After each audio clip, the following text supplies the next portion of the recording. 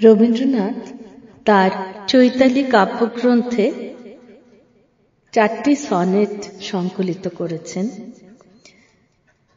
সেখানে প্রাচীন ভারতীয় ঐতিহ্যই তার মহিমা নিয়ে ঘুরে ফিরে হাজির হয়েছে। সেখানে প্রাচীন ভারতের প্রকৃতি এবং ঐতিহ্য ফুটে উঠেছে। আজকের কবিতা বন। শ্যামল সুন্দর সৌম্য হে অরণ্যভূমি, মানবের পুরাতন বাসগৃহ তুমি। নিশ্চল নির্জীব নহ সৌধের মতন, তোমার মুখশ্রীখানি নিত্যই নূতন। প্রাণী প্রেমে ভাবে অর্থে সজীব সচল।